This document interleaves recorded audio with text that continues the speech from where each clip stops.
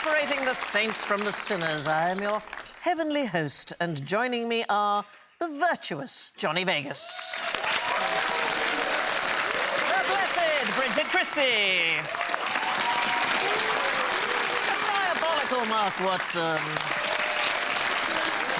and the well-wicked Alan Davis.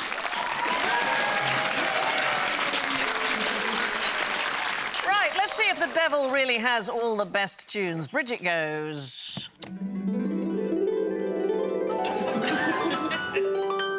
Wow, that doesn't suit me at all. Not in the slightest.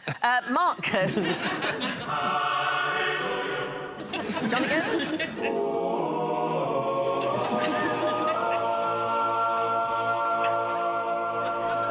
And Alan goes.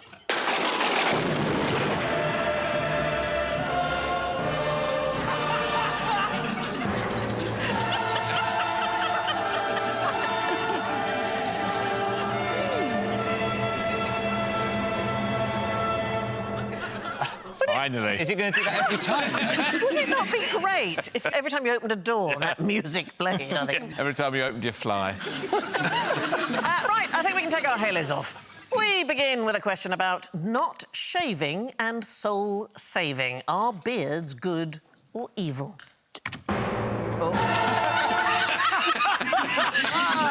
Oh, that's a bit I disappointing. want the whole thing. I want the whole thing. It's like you're not the devil after all. No, I've no idea. I just wanted to press my button. Good, they're good. Jesus had a beard, and at least he's depicted in all imagery as bearded. Yes, he is. He's famously good. Yes. Anybody else? Well, I would argue there's baristas. What? On the one hand, Jesus. On the other hand, coffee Baristas, snobs. yeah. We're talking hipsters here, we? Yeah. Yeah. Well, so here's the thing. Every major religion has had some point have had a debate about whether beards on men are good or evil. And then there was a guy called Bouchard in France in the 1160s, and he complicated things by talking about the inner beard. Yeah. Any thoughts? You two have got actual beards? Any thoughts on the inner beard? We're not meant to talk about the inner beard, are we? Yeah, the whole point of Inner Beard Club is you don't talk about Inner Beard Club. So Bouchard and his fellow monks, they were all clean-shaven, OK? All the lay people had beards, and he inadvertently offended them by writing a letter in which, frankly, it was misinterpreted as an anti-beard comment. And even, some people thought, a threat to burn their beards off. So he wrote... I mean, this is talk about overcompensating. He wrote an entire treatise called In Defence of Beards, the Apologia de Barbus, in which he wrote of the great strength and wisdom beards denoted. Now, he risks offending the monks, because they don't have beards, and he said, but they had an inner beard. But what about the inner top of the head? Yeah, the tonsure. You could do a lattice work like a tart. Have nuns got inner beards? Well, some nuns had inner beards, some... Had outer beards? Had outer beards, yes. Why might a woman, a saint, decide to grow a beard? For equal pay? A false beard, a fake beard, a disguise. No, so there's lots of stories in Christian tradition that women want to ward off men. So, for example, Saint Wilgefortis, right? Saint Wilgefortis, her dad was desperate for her to marry a king, and she didn't want to, so she prayed to be made repulsive, and she immediately sprouted a beard, at which point her father... Opened a circus. He should have done, but instead he had her crucified. I mean, that is quite cross, isn't it? That's an overreaction. Yeah. He could have just grounded her for a bit. There she is with her full beard. Did you see that thing with the lions, where one of the lionesses grew a mane? And she's running the pride. Oh, good for her. Yeah. She was like, we don't need a bloke coming in here and messing things So up. I'll just grow a beard. So they thought that she was A man. Yeah. But there's presumably other stuff on a male. On Yeah, a but this female. is... Anyway, Saint Wilgefortis and Saint Paula the Bearded are two of the most famous women who did this in order to get men... Paula the Bearded. Yeah, to get men to go away. My grandmother used to say a man with a beard is a man to be feared. But she also said to never have mayonnaise, and that didn't really pan out either. What did she have against mayonnaise? She told me it was horrible, and I was about 30 until I dared to have it. It's quite nice. I love mayonnaise. Yeah. No disrespect to my late grandma, but she was way off with that, so it makes you wonder if she was right about beards. With both your beards, are they, like, short on purpose? Is that as far as it goes? If allowed, and currently I'm not in a relationship, I grow it as long as I can. and I go on picnics, and if the date doesn't go well, I just sit at home laughing, picking up bits of lost food and feeding myself. Wow, I can't think why you're single, darling. I've never seen you with a beard, Alan. Have you had a beard? No, me neither. No. I had a bit of growth once for a role, but I found I was sort of fiddling on with it a bit and never really wanted to go through with it. When I was in Cinderella at the Old Vic, and I played the storyteller, and it was a man, so I had a fake moustache, and I so quickly got used to it. I found myself in the wings on the second night going, it's going rather well. It's day 3 when you find yourself tying someone to railroad tracks and going... So what do we think about moustaches? Like them, don't like them? You can do anything with a moustache, I think. I don't think you can do anything with a moustache. Well, I don't you can think do that. Yeah, you can do that. Yeah, that is true. Bouchard, the monk who was in such trouble about beards, argued that it's a monstrous sign and should be avoided. And, in fact, it has caused controversy in the past. So, in April 1907, all waiters in Paris's top restaurants went on strike over the right to grow moustaches. And the strike cost the industry 25,000 francs a day. It was quite a thing. And it led to assaults on clean-shaven waiters who were still working. Why do you think moustaches were banned? Hygiene's the only thing I can think of. He had a long moustache before it dangled in the soup. I know. This is around the time you first get modern restaurants in Paris, and they wanted to recreate the experience of dining in an upscale home, and domestic servants were not allowed to have facial hair. For a long time, I just associated it with geography teachers. That and corduroy. Yeah. They're all a bit undernourished as well. Everyone in the geography department was a bit skinny and bearded and in corduroy. Yeah. And they looked like they were on the verge of orienteering at the drop of a hat. There's a real kind of moustache on a teacher like that when you walk in and you go, divorce. Housemate, when I was at university, he had to shave twice a day. He had just very rapid growth. And I could see if he had extremely rapid growth that you would just give in and have a Yeah, beard. just think, can't be. What did he shave twice a day? Everything or just one? Just his faith. Right. But was everything else growing at the same... I made no inquiries about everything else. There's certain blokes, and here looks like that, and then the rest of them looks like an untamed gorilla. Sometimes you get a surprise hairy back. Someone you wouldn't expect. Do you know what I do? I just put loads of double-sided tape against the wall and throw myself at it. You want to throw the cat? You peel her off and there's a cat shape. The worst thing is you realise you live alone. You've got to ring a friend. Can you come and get me again? Have a look at this. This is a very strange idea of a possible method to improve shaving. It's a satirical print, I have to tell you, from 1749. A horse-powered mass shaving device. So you put your face in a hole and the razors whirl around on the inside. It says on there... That's a lot of pressure on one horse, isn't I know. it? Not to... It says it can shave 60 men a minute and also oil, comb and powder their wigs. There'd be some fatalities, I imagine. You I mean, reckon? if you got it wrong. Yeah. What a way to die, though, being shaved by a horse. Yeah. You've got one bloke who thinks it's a peep show and he loses a nose. It's like yo sushi. But it is like yo sushi. It's like, it's where they got the idea from. Yeah. yeah. But if they... So the blades are going to cut one fellow and then cut, because they're going around, it's the same It's blades. one cheek at a time, I imagine. Or you'd end up with more hair if you were at the end. Well, off the razor. Yeah. I don't know, Bridget, if it's possible you're overthinking it. I have got that. How would you learn how to shave somebody else, do you think? They used to do it with cut-throat razors, but you don't want to start on somebody's face. On a dead person? Wow, that's dark. No. Well, you know, you're... It's just worrying how quickly you came up with that. Yeah. Because there's no... It's quite risky shaving somebody if they're already dead. I suppose the stakes are low. I want to go to barber school, but it gives me nightmares. I was going to say a balloon. I know, a balloon or a corpse, whatever. Look at all those weird dead people. No, Look. it's a balloon. I mean, Do you know what? To the morgue and go, I need to practice me. Have you got I think it's much better. I'm sorry for your loss, but I'm a barber in training. Yes, you're fine, Sarah.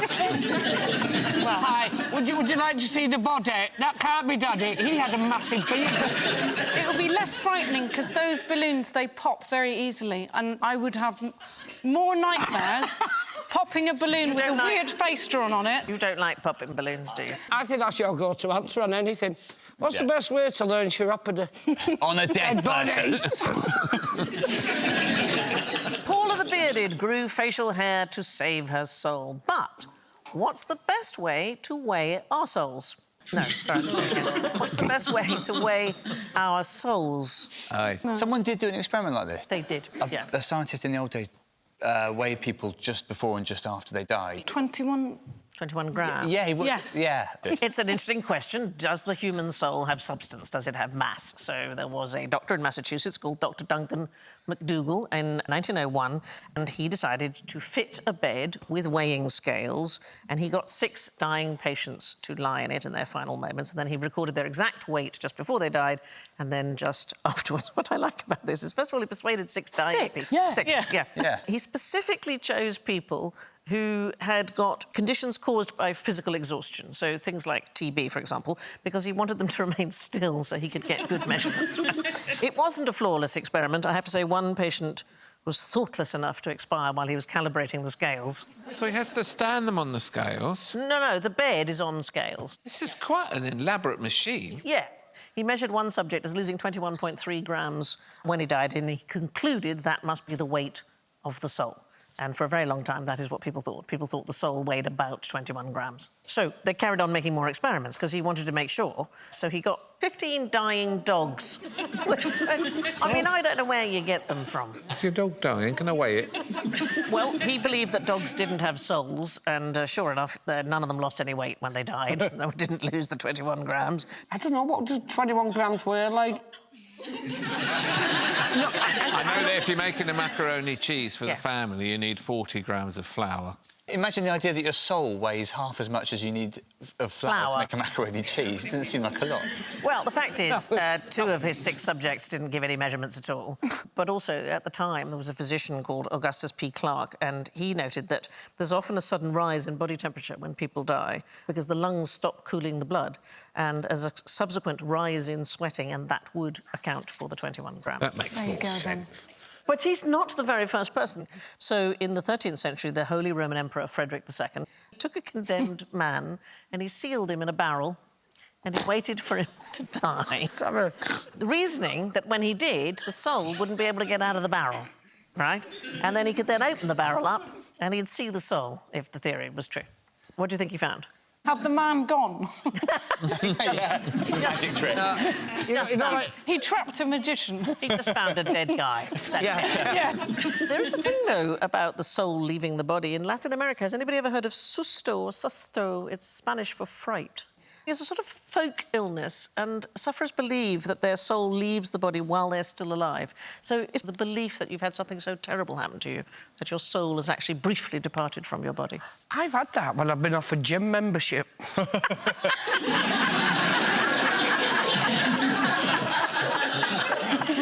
They have a tradition in Denmark, actually in other Scandinavian countries as well, which is that when somebody dies, that you open the window to allow the soul to depart. Have you Let them go. And cover the mirrors. Oh. Always cover the mirrors to prevent the soul from becoming trapped inside. I remember when my hamster died, like that pivotal first pet dying moment, and my mum tried to cheer me up, saying, "Well, I expect that pets can go to heaven, wouldn't you, Chris?" to my dad, and my dad said, "I wouldn't have thought so."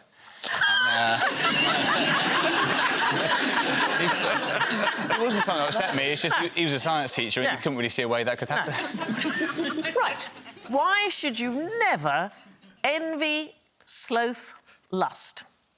Oh, look at his little face. What, the 3 sins or the... Well, so it depends which way we're going. Let's talk about sex with sloths first, shall we? Why Yes, not? please. It'd be weird if we didn't talk about I tell you, I'm first in the queue for that one. Isn't he the... Isn't she? I don't know. Yeah. There's a look on that face, isn't there? I mean... Ready. That come to bed, no? I would not be kicking that out. No, that is a... Of whatever tree you were hanging in. That is definitely a come-hither look, isn't it? It is, really So is. sloth sex begins, the female screaming at the top of her lungs that she's available. Oh. Ah! And then the male's slowly... 4 years later. Yeah. Slowly the man comes. Did you hear that? Before copulation takes place, he comes slowly towards her. Then it lasts as little as 5 seconds, and that includes the foreplay. Yeah. Well, I think she's probably sorted herself out before he gets there, hasn't she? Do you reckon? Well, And then, She's like, I've been screaming. A lovely turn of phrase. yeah. I sorted myself out before you arrived. Yes, you were too slow, I'm afraid. I've had to sort myself out. Stopped at the pub again. Up to half the females in the area can have children from a single male because they just think, oh, I'll just have... He's here, this one's here, and I can't wait for another one. He's on the branch, It's just taking too long. as they say in Sloth world. So... Was he on the branch? look at him, he's He going. was. I'll be with you in a minute. Just fix me wig. Yeah. It really reminds me of somebody, and I can't put... It's Ozzy Osbourne. It looks just like Ozzy Osbourne. It does. Do you say sloth or sloth? I mean, both are correct. I say Sloth. I say slow. Yep, I say sloth as well. I don't know what... Anyway, it was... so the sloth itself was named after the sin. You see them in the trees, obviously, and they go along the telephone wires, kind of hanging upside down. It's quite impressive, you know, this sort of all action hanging upside down, go from tree to tree like that. You want to be careful, though, if they're above your head, because a sloth can poo 1/3 of its body weight in a single go. Oh, it's so impressive. That's amazing. That's weight loss right there. That's 25 to 30 kilos for me. That's, you know... If you look at that photograph, the thing that's intriguing me is that eye there looks like I'm in the mood for love. And then that one looks like, did I leave the grill on? It does. It'd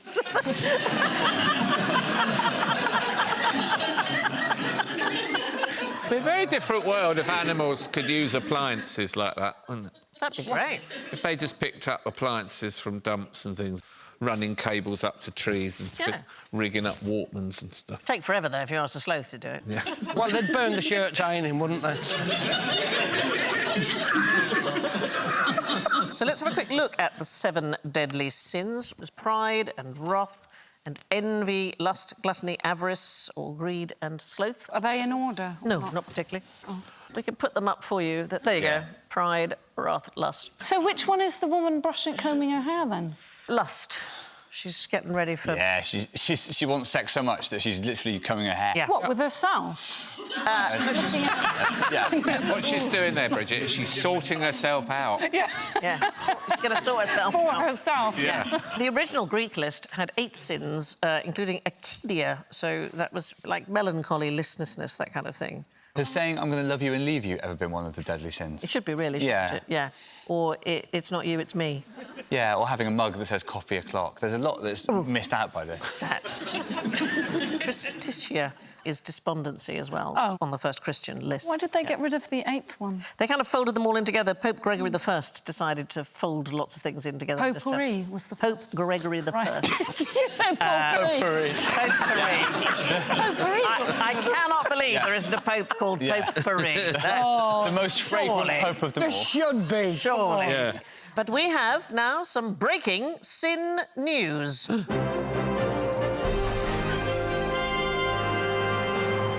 Pope is about to add a new sin to the catechism.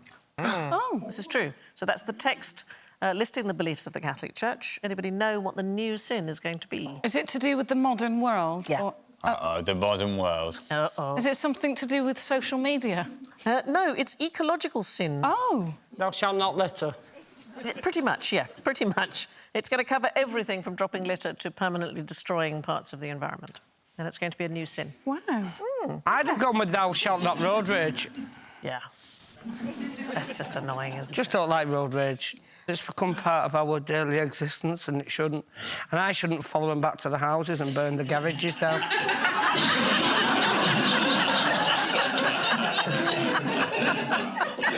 Maybe the Pope will get onto that. Yeah, that'll be the next thing. Why did this guy get so many column inches? I know this. Yes, because I'm willing to wait. the saint blokes, monks Saint who blokes. stood up on pillars. Dilite Yes, that's exactly what I was They're called gonna say. stylites. People who deliberately lived like that. Yes, darling, absolutely. People who deliberately lived like The that. David Blaines of their time. Well, so we're talking about a monk called Simeon, and he could, like, suffer more than anybody else. We're in Syria. We're near what is Aleppo now, 423 AD, and he decided, Simeon, that he wanted to live an incredibly simple life. So he was going to decide to live on top of a pillar, 60-foot-high pillar, 2-foot square, OK? Now, he built up to this. You don't do this. That's not the first thing you decide. First, he entered into a monastery and embarked on a lifetime of austerity. Even the other monks thought it was a bit too extreme. He dug a waist-deep hole in the garden and stayed in that for 2 years. And then the monks threw him out. So he moved into an empty cistern for a while. And then, aged 20, he had himself chained into a 2-square-yard roofless sort of enclosure. £1,000 a week in London. Yeah, eventually he climbed a column, 60 foot high, and lived there. And he became known as Simeon Stylite, or the Stylite. And he stayed there for 40 years. And unfortunately, he died the year before Top Trumps was invented. It sounds quite mad. Quite bonkers, darling. He was fed with parcels of flatbread and goat's milk. We don't really know how. Either he lowered a bucket down or said small boys would climb up and give it to him. The thing is, it had the opposite effect of what he had intended. He was trying to get away from the world. people. And everybody went, oh, I want to go see the crazy guy who lives on top of a pillar. And huge crowds used to come. And then he would either stand with his arms extended like that, or he would repeatedly touch his toes with his forehead, like as many as sort of 1,200 times while the audience shouted out the count from down below. And then he would defecate a third of his body weight. I'm an avid collector. I'd turn up and go, where'd you get the column? Yeah, well, it's an interesting thing about the column, darling. So this is 423 AD when he decides to take them. When do you think the column was destroyed? How long do you think it survived for, the When column? it's near Aleppo, it makes me think, was it one of those recent antiquity... 2016 was destroyed by a missile. I know. It's... Oh, really? Yeah, it had stayed there for all that time. And he then had lots of imitators called stylites. So literally pillar dweller in Greek. And there was a guy called Saint Simeon Stylite the Younger. He spent 69 of his 76 years up a pillar. So that means he had to decide to do that when he was 7. You'd come down and someone would say, have you ever been to the cinema? And you'd be like, oh, shit. No, what a shame. But if you're chasing humility, he's actually built just a very tall pulpit. He gave sermons from up there. The emperor asked his advice on things. I mean, he was hardly ever left alone. I've never felt closer to God.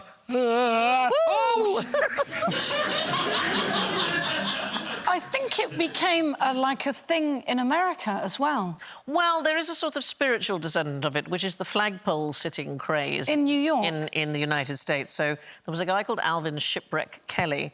And Yes, the Irish guy. Irish guy. So there was this is him sitting on top of a pole. It was a big craze in the 1920s and 30s. And you see how long you could stay on top of a public flagpole. He was called Alvin Shipwreck Kelly because he claimed to have been in 62 shipwrecks in his life. But have a look at this next picture. He didn't just go and sit on a flagpole. This is him on a building, the Channon Building, opposite the Empire State Building. Oh, my... Having donuts and coffee. That's really extreme. How long did he do that for? Well, on this particular occasion, I don't know exactly, but he spent over 2 decades doing this. 20,613 hours in total he sat on top of a flagpole. The thing we do know, which is very sweet, he met his wife, Frances... Whilst falling from a pole. No, she was an elevator operator, so clearly didn't mind going up. And she went up the pole to shake his hand, and they fell in love.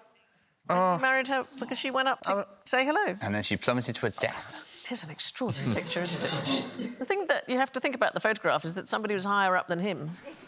Right.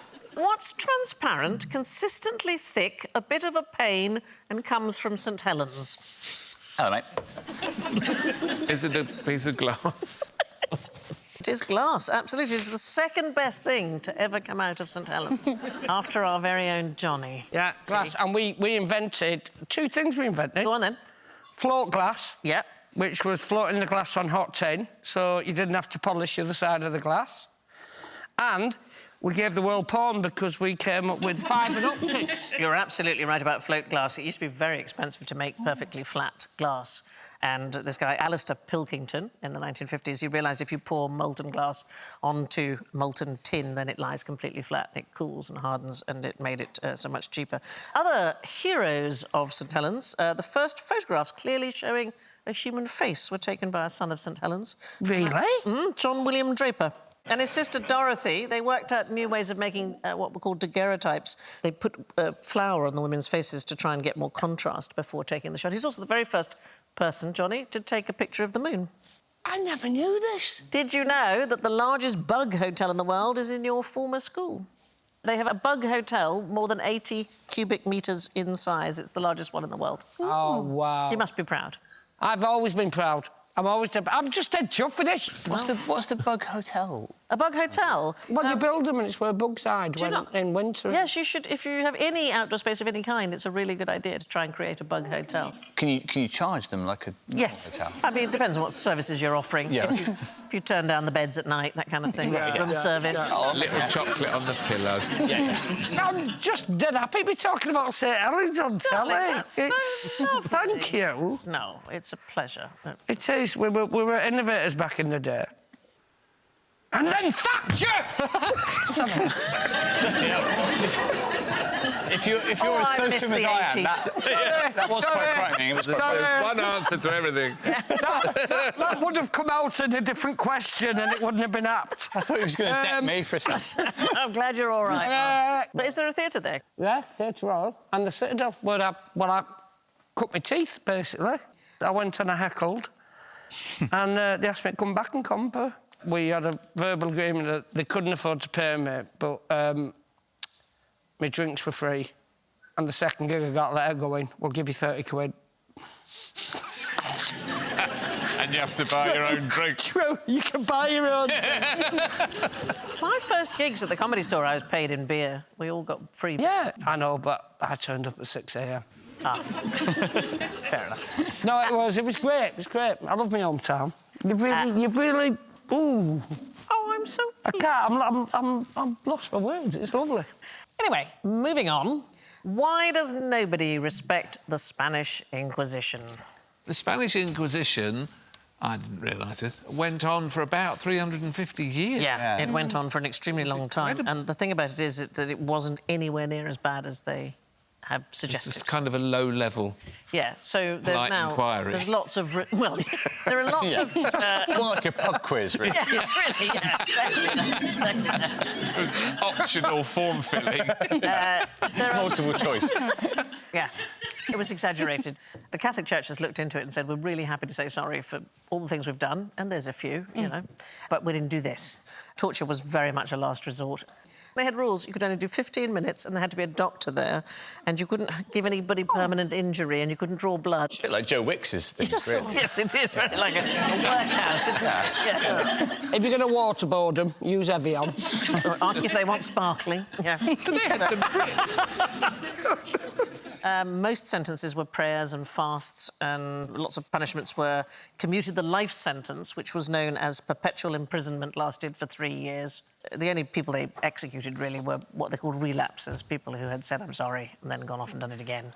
Secular prisoners sometimes blasphemed in prison in order to get themselves transferred to an Inquisition prison because they thought they'd get a fairer trial. Oh, have you got any examples of what any of them said? Like, ooh, last. He's rubbish, that Yes, God. oh, I say. Ruddy Catholics. Yes. But they were rather meticulous. There was an inquisitor called Salazar y Frias, and he did a meticulous investigation of the Basque witch panic of... Is that Jude Law? Well, it does look like Jude Law, doesn't it? But he did a meticulous investigation of the Basque witch thing and determined in the end that it was all made up by the accusers. And the actual conviction rate was incredibly low. It was about 6% on average.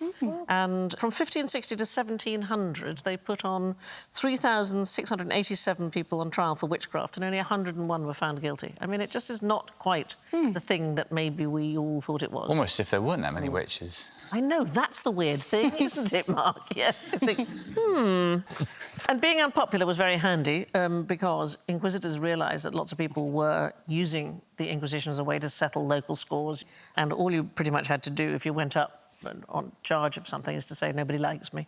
The accused were allowed to provide a list of anybody who had a grudge against them. One judge just produced a list of people that he had sentenced to things and said, all these people hate me. It's not possible that I wouldn't be falsely accused. So that was the end of that.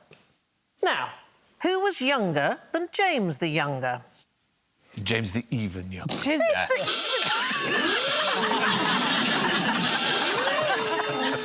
James, the tiny little prick. Yeah. Who was James the He's a Younger? disciple, is it? He's a disciple, yes. Also known as St James the Less, which is not as good as it. He's been called the Less. This is him sitting. What's this on the end? Is that That's Simon with his that young? hand going like, Oh, shut up, James, shush. Listen, I'm not less. I'm very much the same size as the other James. Yeah. You ever talk about anything else? Simon, look at me. Look at me. Can't look at you. There's something weird on your left. Don't look now. So Saint James the Younger, some people think he's identified as one of Jesus' brothers, and I love a relic. OK? And for more than 1,500 years, the Saint Apostolic Church in Rome had fragments of a thigh bone that belonged to James the Younger. I mean, who wouldn't want to go and see that, right? Fantastic. And then 2020, it was radiocarbon dated by the University of Southern Denmark. Those spoil sport. Yeah. When they showed the bone belonged to the body of someone born between 214 and 340 AD. So the body, the thigh bone, was younger than James the Younger. James the Younger shouldn't be confused with James the Great. See, there was James the Less and James the Great, Right. both apostles. Must have been a rivalry between those guys. They must not have got on, I would have thought. What I like about James the Great is he was the son of Zebedee. Anyway, the hand of James was the sort of star relic at Reading Abbey, founded in 1121 by Henry I, and they also had fragments of the True Cross, which is... Of course. Yeah. One of Christ's sandals. Oh. James's hand disappeared at the dissolution of the monasteries that Henry VIII instituted, and then it was rediscovered, well, rather, a left hand was rediscovered in 1786, and now it is in the Roman Catholic Church in Marlow, in Buckinghamshire. But it's also been carbon dated. I'm sorry to tell you, it's about 900 years off. It ought to be. So that's holy hands and holy legs, but why might you come home from a pilgrimage with a vagina? So, just like today, medieval holy sites did a roaring trade in souvenirs, and people brought back badges as tokens of the journey, and they were often in the likeness of saints, but sometimes they were much, much weirder. And I have a replica here. Let me show you this one.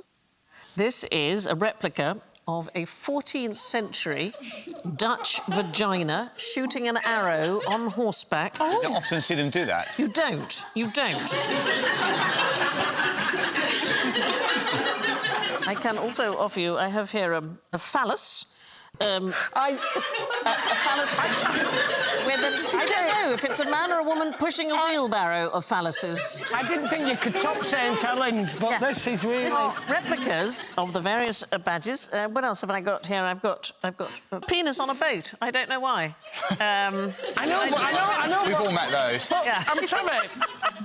The guy on the fallacies. Yes, the phallus. There, on the top one, to the left. Oh, this one here. Yeah, he looks like he's got a penis puppy farm. It looks like he's selling fireworks.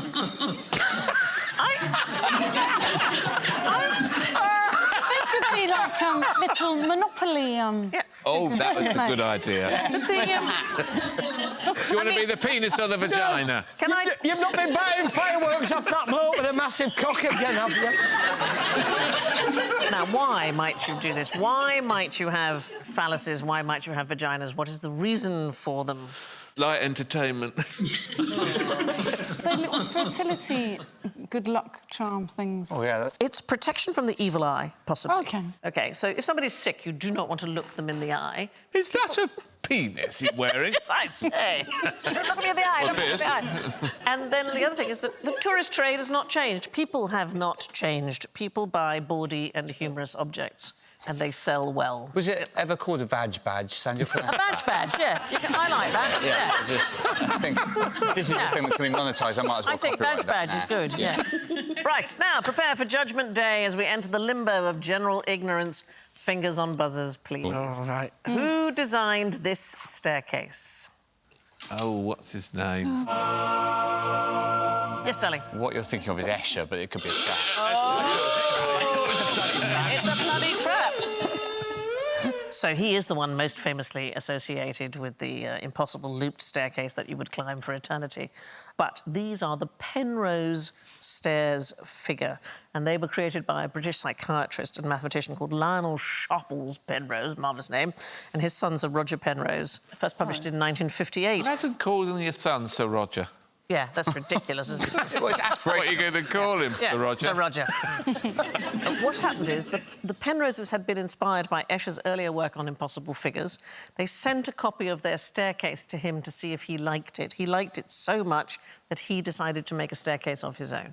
So the Penroses, the British Penroses, were the ones who inspired Escher to do his drawing. Actually, Penrose is a really interesting guy. First of all, he won the Nobel Prize in Physics for work on black holes. The other thing he's famous for, this seems really unlikely, you win the Nobel Prize for Physics, he's also famous for tiling. So he created a mathematically revolutionary way of arranging floor tiles so you could cover an infinite plane without the pattern ever repeating. Oh. Which is amazing. So more than 20 years after he came up with this pattern, Penrose sued Kleenex for using it on toilet paper. Why might they have decided to recreate this never-repeating pattern on toilet paper? Angles of grip when you're removing. That's exactly right, darling. The toilet paper would not stick together. That's brilliant. You get an extra point.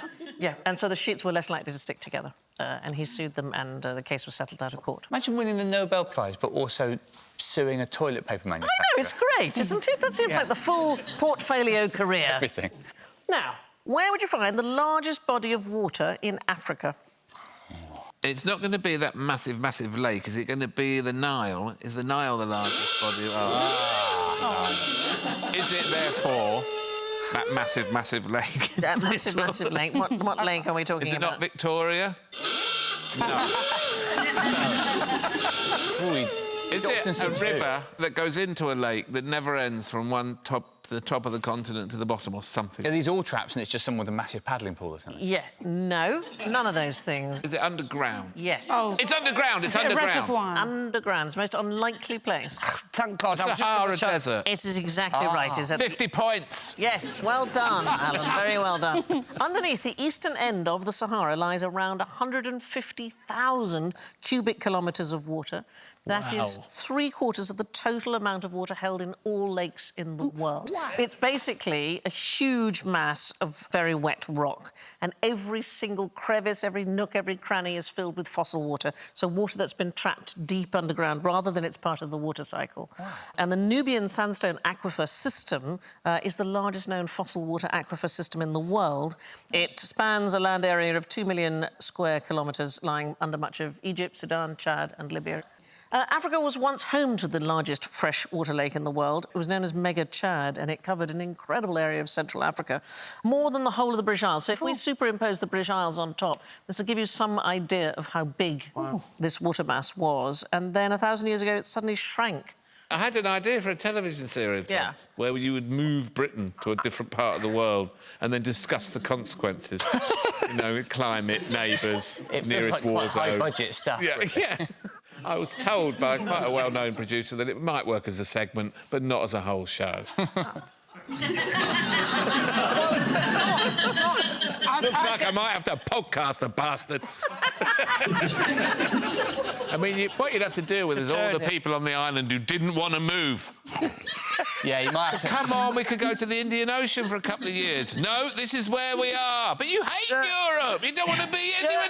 We can move you. I think it's definitely a segment, darling. Lake Chad is tautological. Do anybody know what that tautological... Does it mean Chad means lake? Yes, Chad means lake in the Kanuri language. I love things like that. Sahara Desert is another one, tautological. Canvey Island, Wookey Hole Cave, Pendle Hill. This is Lancashire. Pen means hill, Dull means hill, and hill means hill. So it basically means hill, hill, hill, hill. Oh, I heard you. Was it named by someone who fell down it? Yeah. Why that? Hill, hill, hill, hill, hill, hill. You fell down the what? The pen. The what? The what? hill. What? The hill. Pendle Hill? Yeah. What happened? I fell down it! Which country's air force did this plane belong to? You can It's a see a trick. accent here. The Germans didn't have the swastika on their plane, the Luftwaffe. Whose do you think it is? It's going to be a Buddhist air force. Yes, I love that. So, the great Sanskrit symbol of good luck, found in many ancient cultures, the swastika. The Nazis adopted it as a party emblem in 1920 and then as a national symbol for Germany in 1933. It had already been in use for 2 years by the Finnish people. I was just about to buzz in with Ryanair. In 1918, a Swedish nobleman, Count Erik von Rosen, had donated a plane decorated with one to the newly formed Finnish Air Force, and they carried on using it until 1945, when it was getting a bit awkward. Should we change the badge? What should we have instead? I've seen this brilliant thing. You won't believe it. It's like a penis with feet. The Cross of Freedom, which is a variant of the swastika, still features today in the top left-hand corner of the official flag of the Finnish president. And the Danish brewery Carlsberg used swastika as a logo. From the 19th century to the mid-1930s, they dropped it, obviously, with the Nazis taking it on. But you can still see it in the carved stone Indian elephants that stand at the gates of the company's headquarters. Now, what does this stand for?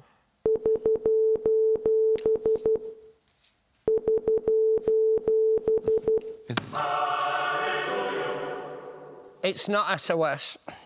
Oh, OK, what does it stand for? No, we're just gonna rule out Just thinks everything it's else. not. It's not my home address. It's not RSVP either. It's not RSVP, thank you. Well, it is ... .. Yes. Are we confused? Does that mean OSO? The thing is, it doesn't stand for SOS. Oh. If it was going to be the letters, you'd have them with a gap. So you'd have ... gap, ... gap, ... It's a continuous stream. We say SOS is a convenient way of remembering what the signal is, but it could just as easily be rendered as VTB and remembered as vacate the boat. The thing is, the distress is universal. It doesn't depend on language. You don't need to know what the SOS stands for. We just know that that is the signal. Before that, they used to signal CQD, and then it was agreed in 1906 that they would make it simpler. There was a big international wireless telegraph convention in Berlin, and that's where we get the SOS from. But it doesn't actually stand for Save Our Souls. And then they invented texting. It took a while to catch on, actually. When the Titanic went down, they still transmitted CQD. They might think it was SOS, but it was not. And so it's time for another SOS Sandy's horrible scores. Let's see who's on cloud nine and who's in the sin bin. In fourth place, languishing in the pits of eternal damnation with -22. Oh, Alan. Thank you.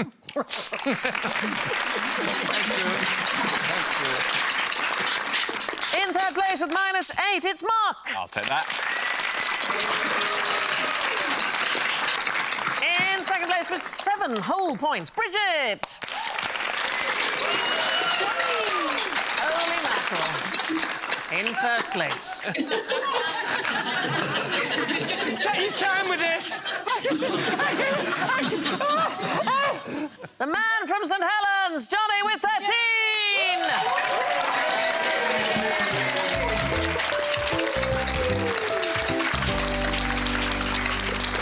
All that remains is for me to thank Mark, Johnny, Bridget and Alan. I leave you with a sagacious sign-off from Audrey Hepburn. Makeup can only make you look pretty on the outside, but it doesn't help if you're ugly on the inside, unless you eat the makeup. Good night.